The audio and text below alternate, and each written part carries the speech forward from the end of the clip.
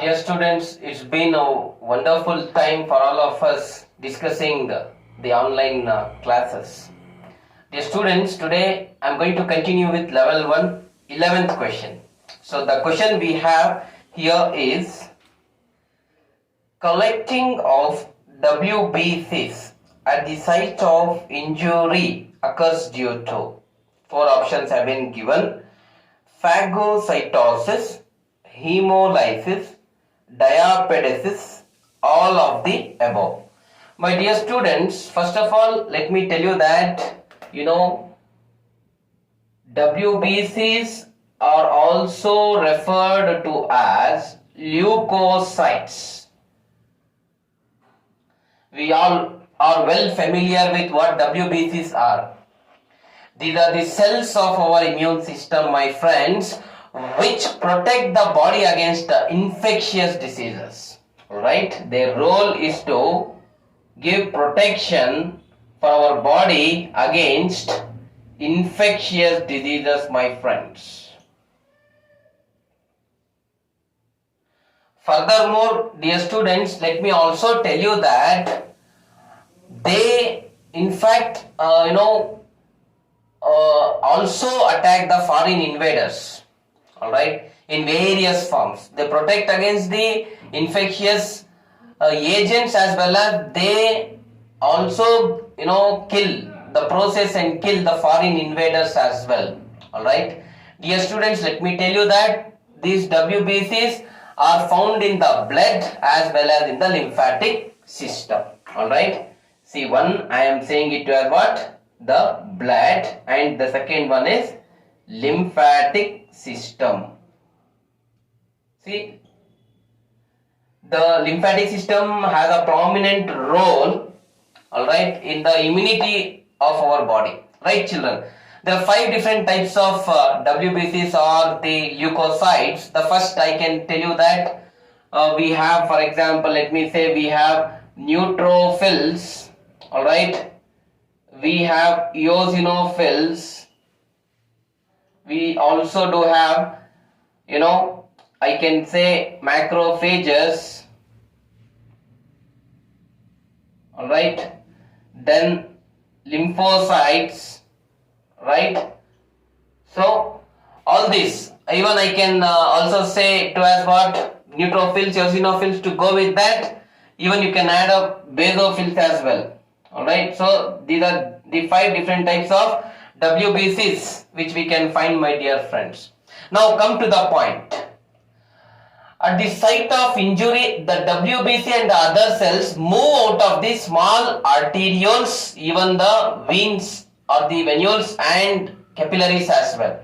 Alright, so why they move? This movement, alright, is very important. Alright, to in fact to fight against the foreign microorganisms or foreign bodies, it is very important. Their movement from the arterioles, venules or capillaries is highly important, my dear friends. This movement of these cells through the capillary wall or the arteries is to fight against the foreign microorganisms, is called as diapedesis.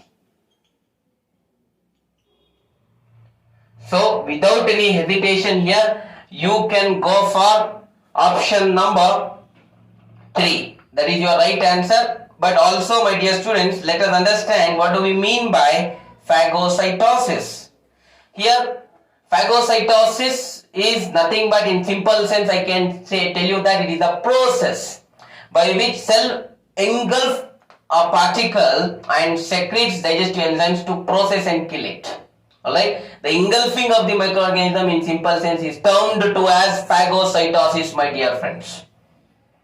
Further, my friends, we also have here one more option, that is hemolysis. What do we mean by hemolysis? It is also one of the important process where the RBC will rupture. Remember, in hemolysis, there is rupturing of the RBCs.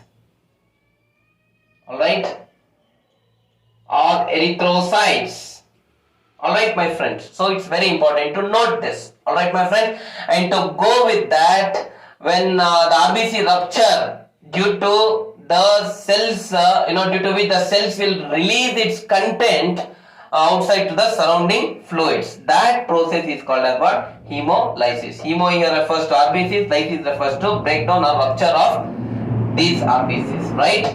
So these are the few important aspects about what I can say the other options, phagocytosis and hemolysis. But the correct option, the right option which we have to go for here is that of diapedesis, that is the collection of WBCs at the site of injury. Alright, this is question number 11.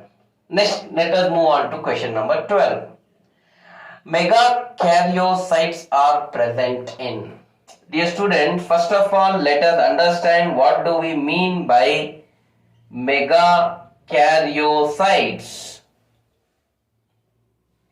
Alright, mega, alright, karyo, mega and karyocytes. Three, wordings can be brought about here. Alright, see, mega, big cells, karyo, big nucleus in fact. Alright, with big nucleus cells with big nucleus. We call it as generally megakaryocyte, my dear friends. See, it's a large bone marrow cell, alright, which is responsible for the production of thrombocytes. Blood thrombocytes or thrombocytes, what we term it to as the platelets in simple. Alright, platelets or thrombocytes are produced by the cells called as the large bone marrow cells called as what? Megakaryocyte, my friends.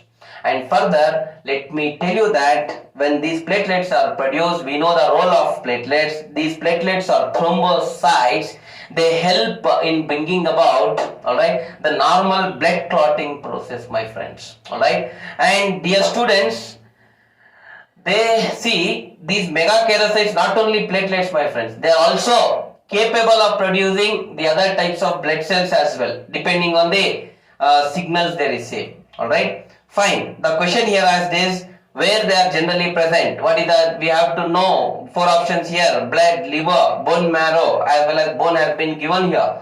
Now we need to identify among this where they are primarily present. They are primarily present in the bone marrow, my friends. Alright, but we can also find them in the lung, peripheral blood, and also in so many other regions. Alright, so the right option we have to go for is option number 4, that is bone marrow. Next, let us move on to question number 13, my dear friends. What is the question here? Circulatory system is absent in. See, 4 options have been mentioned here. Option 1, we have annelids, followed by arthropods, flatworms and cephalopods. Dear students, here let me tell you that circulatory system is absent in some of the animals like flatworms, which we already know. Why?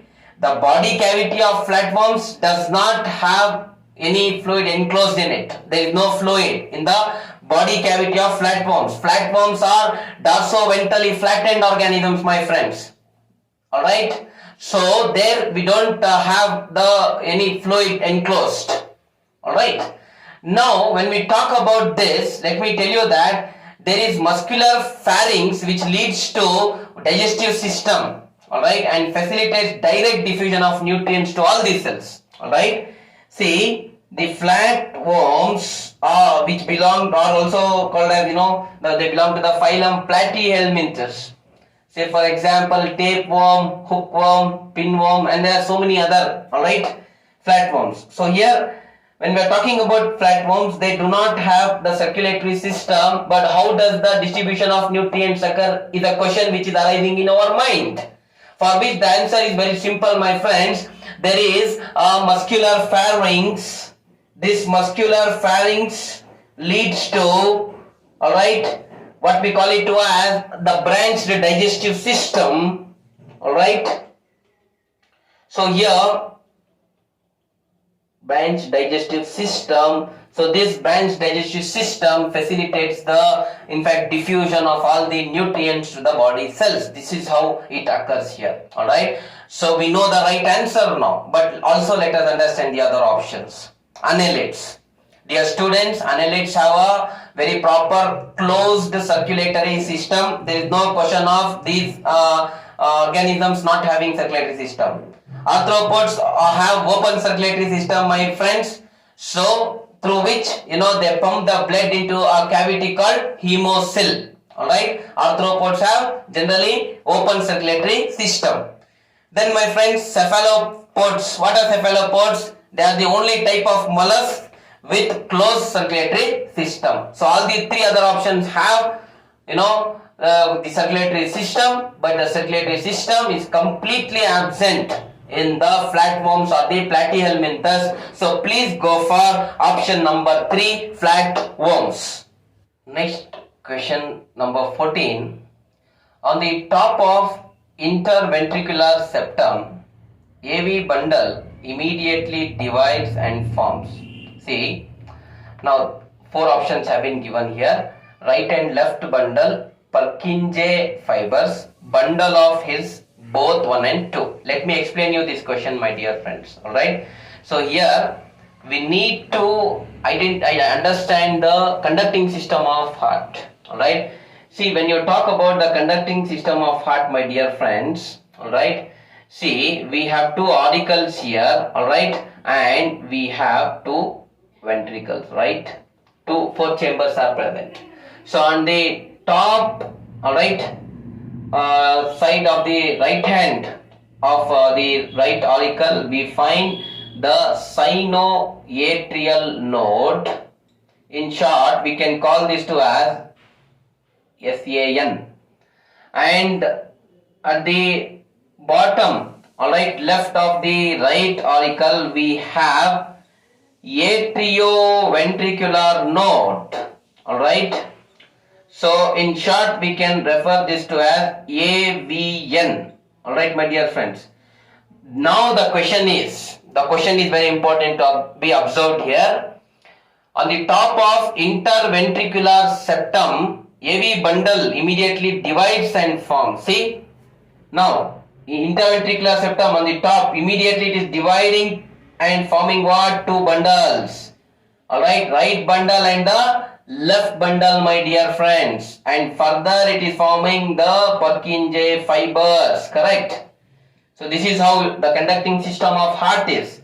So these are, this is the right bundle and this is the left bundle. Alright, my dear friends, this is the right and left bundle. Then further we have these as Purkinje fibers.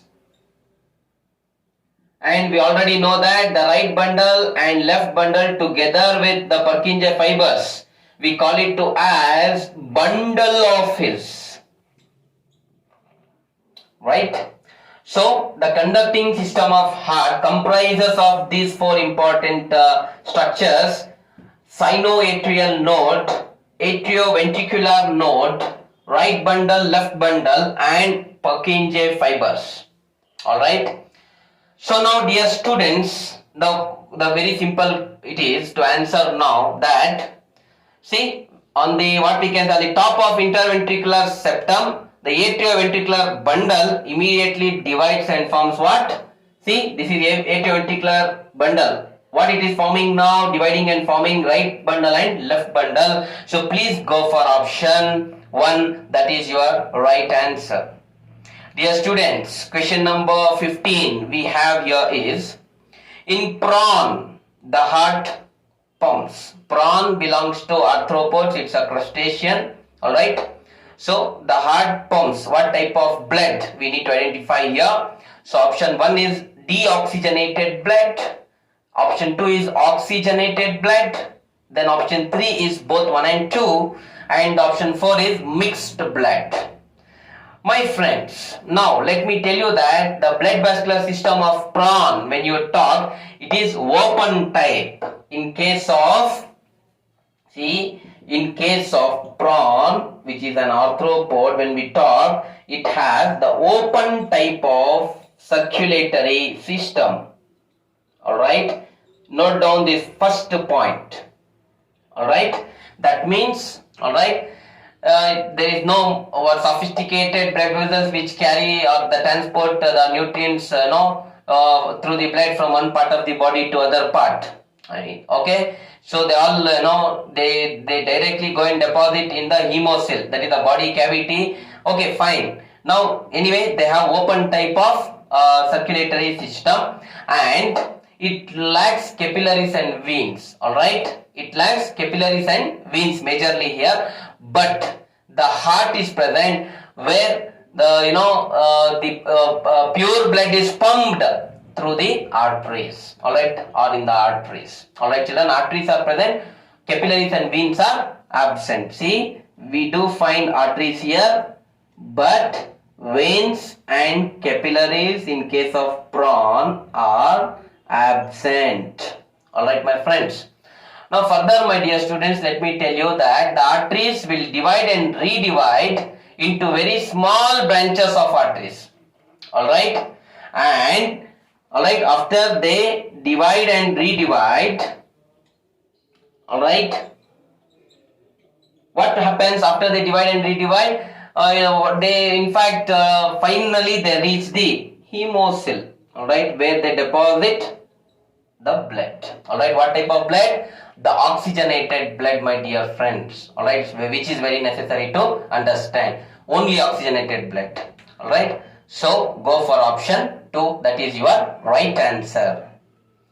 Next question, my friends. We have edema is due to increased permeability of capillary walls, reduced return of lymph, increased capillary pressure, and all of the above they have given. So first of all, let us understand what do we mean by edema. All right, and when does it occur? Generally, edema occurs when small blood vessels, for instance, all right, which are present in our body, all right, lack leak the fluid. All right, friends. So when the fluid comes out of these capillaries, all right, the fluid builds up in the surrounding tissues, isn't it, my friends?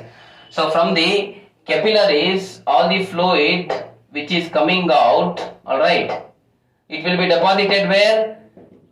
In the surroundings. All right, friends. So resulting in swelling, my friends. It swells up the that particular region. This edema can occur in most of the parts of the body. Now prominently we can find in the hands, in the arms, feet, ankle and legs. Where all we find edema commonly? See, edema, fluid build up in our body, right? So we can find generally in the hands, feet, all right, ankles, right, my dear friends. All right, and also you can find it in the legs and so on. All right, these are common regions of the body which can be affected by the edema, my friends. So now the given question is, it is due to, this edema is due to, what are the reasons? Increased permeability of capillary walls. When permeability of capillary wall increases, so the fluid will, it is obvious that the fluid is going to come outside and get deposited in the surroundings of that particular capillaries, right? So that's, yes, obviously that is the reason. Reduced return of lymph. When lymph is also is not in sufficient quantities, when when it is not returned after transporting all the nutrients and other things, all right, definitely there will be edema. All right, then of course the third option, increased capillary pressure. Increased capillary pressure, if it is there, that also leads to the loss of fluid, all right, into the surroundings, so it will lead to swelling of that particular region. So all the three are correct here, so we have to go for option 4, that is all of the above, my dear friends.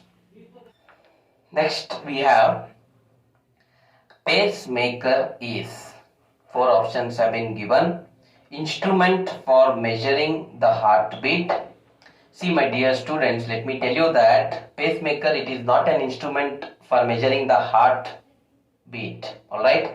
See, the heartbeat is measured by an instrument called as stethoscope. All right. So we know that. All right. So it cannot be the option. So measuring of heartbeats. Yeah, question number 17. So measuring of heartbeat is with the help of an instrument called stethoscope. Alright, so option 1 is incorrect. Instrument for measuring pulse rate. Pulse rate, my dear friend. So here it's very important to remember that there is a pulse oximeter. Alright, we have pulse oximeter which can be useful for measuring the pulse rate. Alright, and also it is a device which is used to monitor the amount of oxygen which is carried in the body. Alright, my friends.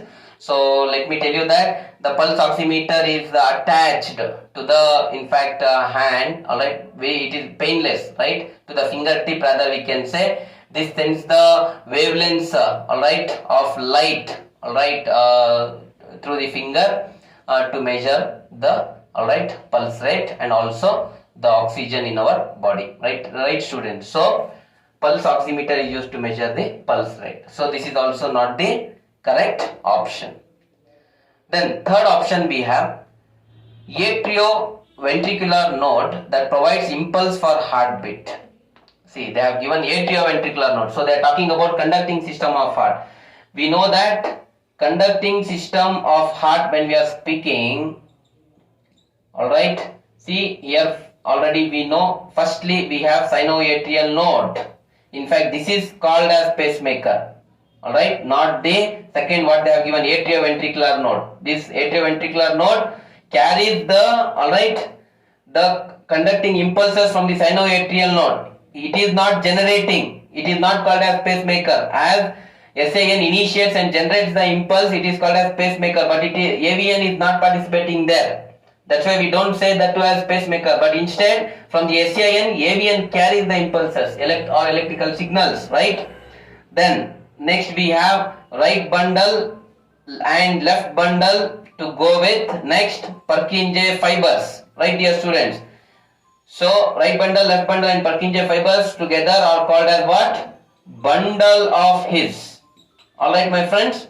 Now here it's very necessary for us to understand that AVN, alright, as they are giving here, provides impulse for the heartbeat. Nevertheless, alright, it is not, no, we cannot go for this option because SAN provides as such. Okay, let us also understand the fourth option. Sinoauricular node. Alright, or sinoatrial also we say, node that provides impulse for heartbeat. Yes, alright. Option 4 is correct because it initiates and provides the impulse for the heartbeats to occur. SAN is also called as what? With pacemaker. Alright, the full form of SAN is sinoatrial or sinoauricular node. Alright, so please go for option 4. That is the right answer, my dear friends. So now let me tell you. See, the electrical impulses from the heart muscle, no, they cause the heartbeat. Electrical impulses cause what? The heartbeat. And further, my dear friends, these electrical signals begins where? In the sinoatrial node, which is located at the top right hand corner of the, what we can say, the right auricle. Say top right hand corner of the right auricle we find the sinoatrial node. Right friends? Okay, and fine, this is in some certain, sometimes we also refer SAN as what? Natural pacemaker. Natural. Sometimes there might be arrhythmia, the rhythm of heart might be affected, the heartbeat might not be proper. Alright, during that there will be what I can say, artificial pacemaker, which is a small electrical or medical device which can be fitted in the chest or in the abdomen.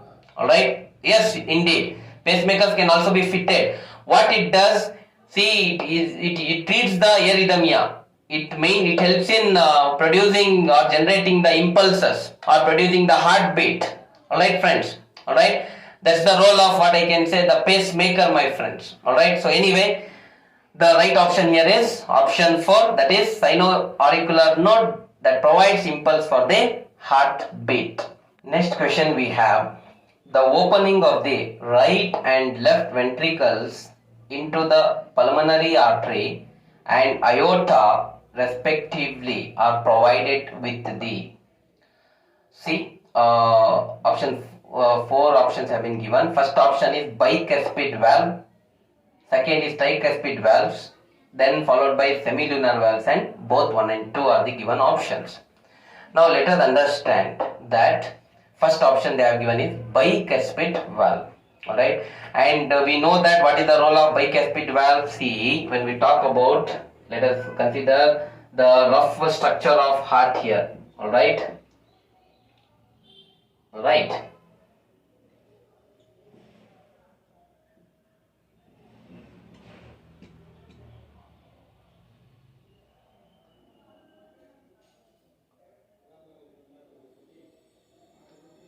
then we have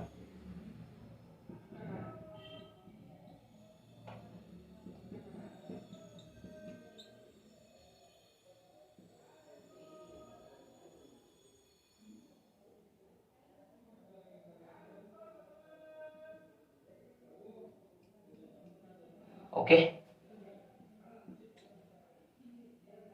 So when we consider first what they have given, bicuspid valve. So it is a valve which permits the blood flow in only one way, that is from the left atrium to the left ventricle. See, alright, bicuspid valve. This is the left atrium or auricle. From here the blood will go to the left ventricle, alright, through the bicuspid valve only in one direction. So it is also called as bicuspid valve, is also called as left atrioventricular valve. Alright, see, bicuspid valve is also called as left atrioventricular valve. Alright, my friends, so remember this. Alright, then second option they are given is tricuspid valve. So tricuspid valve permits the again flow of blood in one direction, that is from the right atrium to the right ventricle. So this is the right atrium, this is the right ventricle from this. Alright, so the tricuspid valve, so this is bicuspid valve and this is tricuspid valve. Tricuspid valve, alright, permits the blood flow from the right auricle to the right ventricle. Alright, so these two cannot be the options. Alright, but anyway, let me also tell you few important aspects. Alright, see, just mention that tricuspid valve is necessary for us to understand that it is called as right atrioventricular valve. See, you can understand by the word itself. See, my dear students, right, alright, to the right side, alright, of the heart. Atrio here referring to what? Atrium or auricle. Ventricular is referring to ventricle. So it's a connection between right auricle and right ventricle. So the same goes for bicuspid valve, but towards the left side. But these are not options, as I said you, because see, the question asked is here, the opening of the right and left ventricles into the pulmonary artery. See, first we need to understand that pulmonary artery. So this is the pulmonary artery, my dear friends. Alright. So where it is connected, see here, we will find the semilunar valve here. Alright. Semilunar valve here, where guarding the opening of the right ventricle. Alright, my friends. Then, alright, one thing. And secondly, what they have given? Left ventricles into the aorta, right? See, we have the left ventricle where it is opening. See, left ventricle is also guarded by what? The same semilunar valves, but it is opening into what? Aorta, right? So these are aortic arches. Anyway, so that is what we need to know. Semilunar valves, they are guarded by what? Semilunar valves. See, the opening of right, alright, ventricle into the pulmonary artery and left ventricle into the aorta. See, right ventricle into the pulmonary artery, left ventricle into the aorta, right? So going by that, definitely we can go for option number 3, that is semilunar valves. That is your right answer, my dear friends. Next, question number 19 we have here is, granules of neutrophils are derived from? See, neutrophils are highly mobile and short-lived WBCs. Alright. See, they are highly mobile. Their movement is very fast in the body, as well as they are very much short-lived leukocytes or WBCs. White blood cells, or we can also term them to as what? Leukocytes. Alright friends, they are very densely packed with granules. Inside them the granules are present, fine. So we can say that they are derived from the bone marrow generally. Alright, fine. Now the question here is what? There are 4 options, cellular organelles have been given. So these granules of neutrophils are derived from which of the cellular organelles? So the right answer is from the Golgi bodies. Alright, the granules of neutrophils are derived from, alright, Golgi complex or Golgi bodies rather. Alright, so go for option number 3, that is your right answer. Dear students, and the last question for today's session we have here is, doctors use an instrument called stethoscope to hear the heart sounds produced during each cardiac cycle. The first sound is heard when? When is the first sound heard?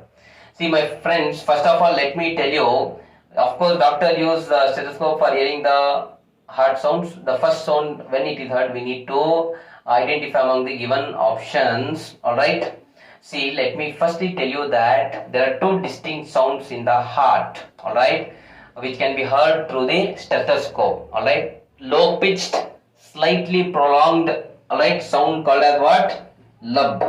Alright, it is low pitched and little bit slightly prolonged. It is called as the first sound. Now we need to identify what? First sound itself. When it occurs during the beginning of ventricular contraction,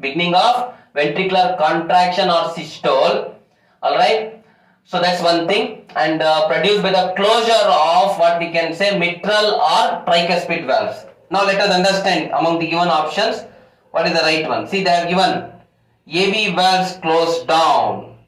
Alright, yes, alright, atrioventricular valves will close down when? During the sound, first sound of the heart, that is during the lub sound. And dub, we also have dub, right students? Generally we refer it to as such, right? So it's a high pitched sound. It's very sharper when compared to the first sound. Alright, it is the second sound, we refer it to as such, and it is caused by the closure of aortic valve and pulmonary valve. Alright, at the end of ventricular systole.